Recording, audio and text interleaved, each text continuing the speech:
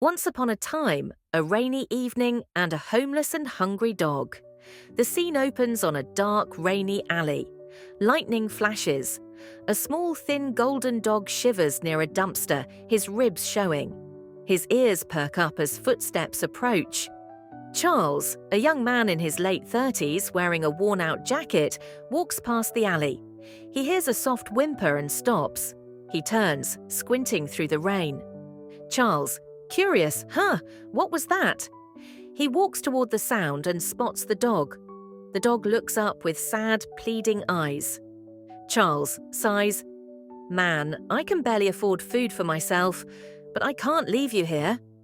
Charles removes his jacket and gently wraps the dog, picking him up. Charles, "Come on, little guy, let's get you warm." The dog, now named Jack, nuzzles against Charles's chest as they walk into the night. Inside Charles's small apartment, he places a bowl of food in front of Jack. The dog sniffs cautiously before devouring it. Charles, laughing, "You were starving, huh? Don't worry, buddy, you're safe now." Jack licks Charles's hand, tail wagging happily. From that moment on, Jack never left Charles's side. Through tough times, little meals, and long nights, their bond only grew stronger. Fast forward sequence. Charles and Jack do everything together, morning jogs, eating sandwiches on the couch, Jack waiting at the door every day when Charles comes home from work. New friends, old mistakes. Charles' life improves, he gets a better job, buys new clothes, and reconnects with old friends, including his former best friend Dixon. Dixon, grinning, "Charles, my man, look at you. I knew you'd bounce back. Let's celebrate." Charles starts spending money on his friends' fancy dinners, loans, helping them move, but Jack is always cautious around Dixon.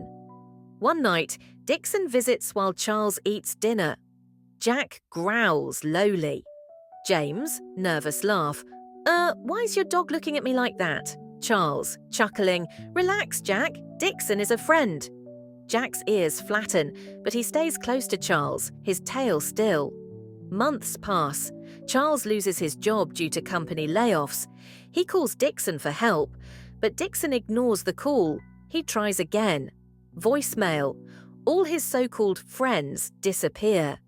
Charles sits in his apartment, staring at his empty fridge. Only Jack is there, tail wagging, licking his hand. Charles, sadly, "I fed them for years, and they forgot me in days." Jack barks happily, as if saying, "But I'm still here." Charles smiles and hugs Jack tightly. A few days later, Charles walks Jack in the park. An elderly man with a wise smile watches them. Elderly man, "That's a good dog you've got there, son." Charles, smiling, "Yeah, my best friend." Elderly man, nodding, "Remember this, feed a dog for a day and he'll never forget you. Feed a human for a year and they'll forget you in a day." Charles looks down at Jack, who wags his tail happily. He finally understands. Charles, "You know what, Jack?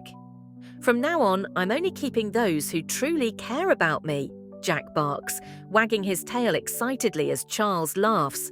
And so, Charles learned that true loyalty isn't about how much you give, but about who never leaves your side. Moral lesson. Loyalty is priceless. Not everyone you help will remember your kindness. Be careful who you trust. Some only stay when they benefit from you.